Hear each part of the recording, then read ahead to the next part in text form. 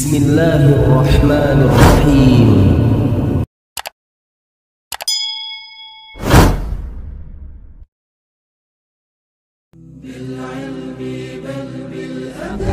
Pakaian olahraga atau Mana kabarnya santri-santri Ustaz? kepuasan Allah. Dia memiliki wajah.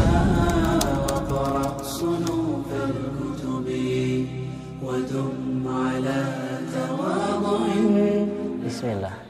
Assalamualaikum warahmatullahi wabarakatuh.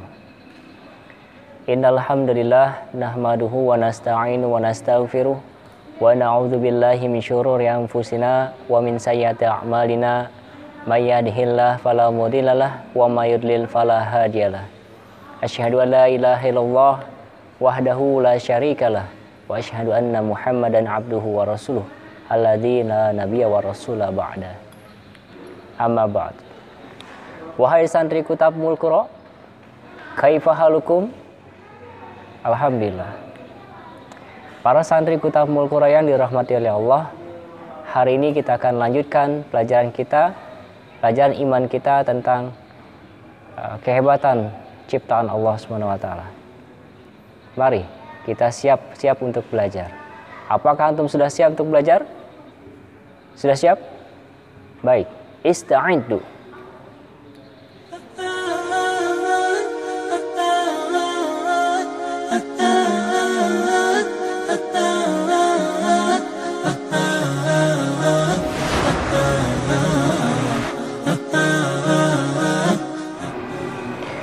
Allah menciptakan seluruh alam beserta isinya.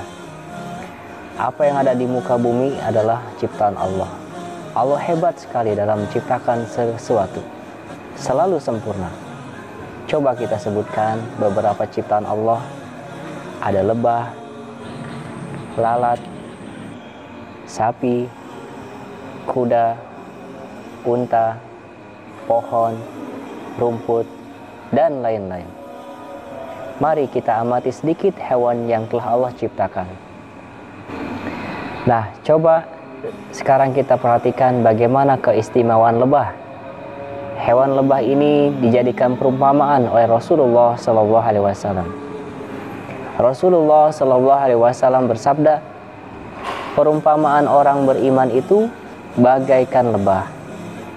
Ia makan yang bersih, mengeluarkan sesuatu yang bersih, hingga di tempat yang bersih dan tidak merusak atau mematahkan yang dihinggapinya. Hadis riwayat Ahmad, Al-Hakim, dan Al-Bazar. Tentu ada keistimewaan yang dimiliki hewan kecil ini yang bernama lebah, hingga Nabi menjadikannya inspirasi bagi seorang mukmin. Bahkan Allah mengabadikannya pada surat yang ke-16 dalam Al-Quran, yaitu An-Nahl. Seorang mukmin haruslah memiliki sifat-sifat unggul dan istimewa dibandingkan dengan manusia yang lain. Kehadirannya selalu membawa manfaat dan maslahat bagi manusia lainnya. Seperti dijelaskan oleh Rasulullah SAW, manusia paling baik adalah yang paling banyak memberikan manfaat bagi manusia lainnya. Perhatikan beberapa karakter lebah yang mengandung hikmah untuk diambil manfaatnya. Yang pertama, lebah itu hinggap di tempat yang bersih dan menyerap hanya yang bersih.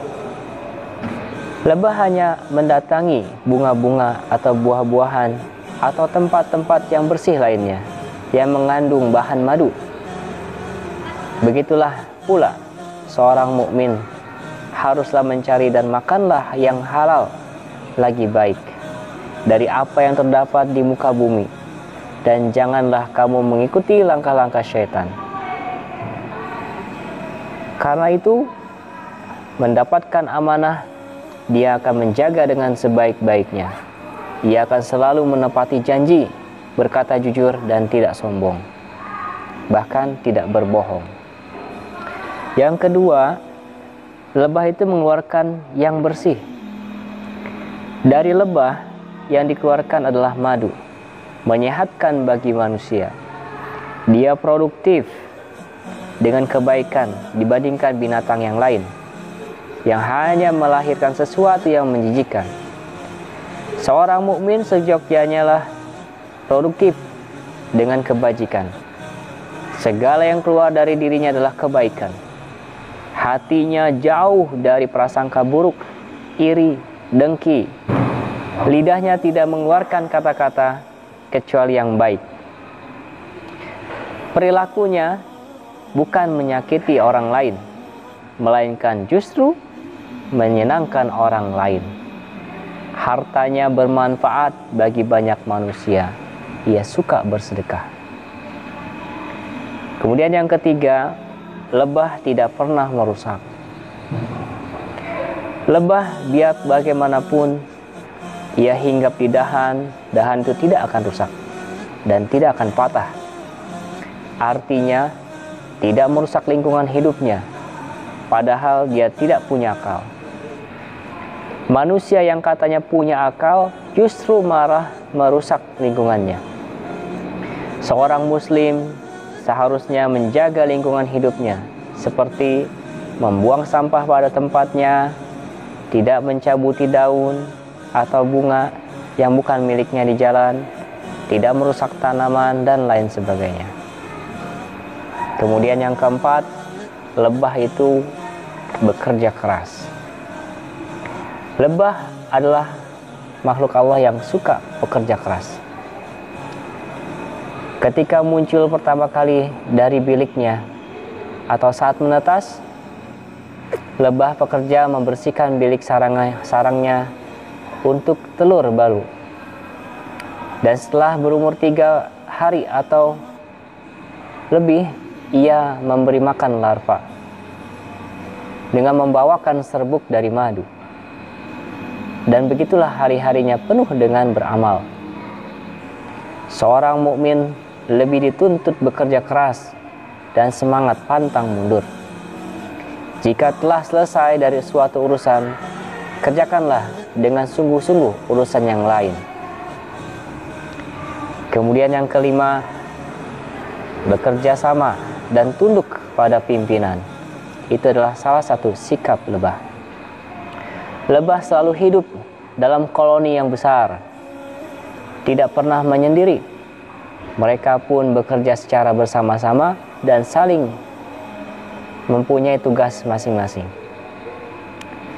Ketika mereka mendapatkan sumber dari madu, mereka akan memanggil teman-temannya untuk menghisapnya.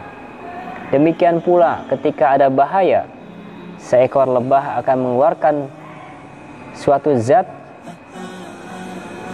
oleh binatang tertentu yang memberikan isyarat tertentu untuk mengundang teman-temannya agar membantu dirinya. Begitulah seterusnya. Sikap seorang yang beriman yang diibaratkan seperti sebuah bangunan yang tersusun kokoh, saling tolong menolong. Apabila ada teman yang kesulitan, maka ia bantu. Kemudian yang keenam, sikap seorang mukmin yang dicontohkan oleh lebah adalah lebah tidak pernah melukai kecuali kalau ia diganggu. Lebah tidak pernah memulai menyerang. Ia akan menyerang hanya manakala merasa terganggu atau terancam. Dan untuk mempertahankan kehormatan lebah itu, mereka rela mati dengan melepaskan sengatnya di tubuh pihak yang diserang. Sikap seorang mukmin harus memiliki kepedulian terhadap sesamanya. Dalam kondisi dan keadaan apapun, bagaimanapun, bagaikan satu bangunan yang saling menguatkan satu dengan yang lainnya. Ia tidak akan melukai apabila tidak diganggu. Seperti halnya ketika saudara muslim kita diganggu, ketika beribadah, maka kita harus marah dan membelanya.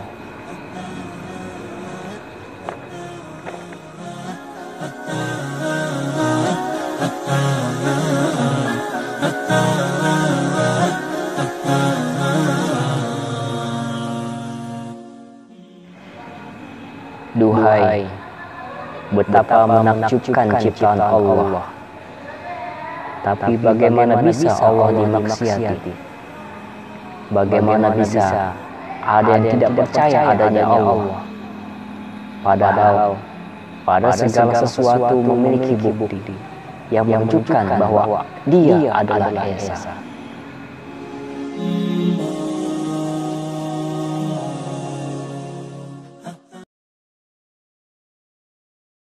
Wah, Masya Allah ya ciptaan Allah.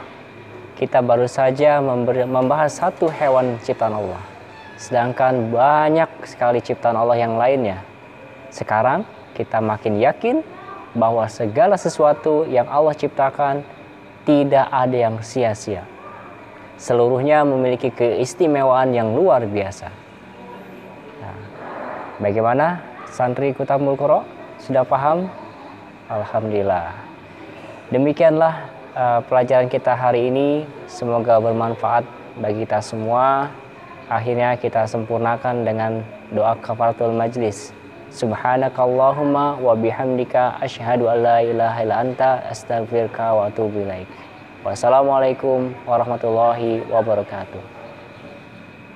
Yuk, amalkan pada diri antum dan bagikan video ini kepada orang yang antum cintai untuk mendapatkan kebaikan dan pahala.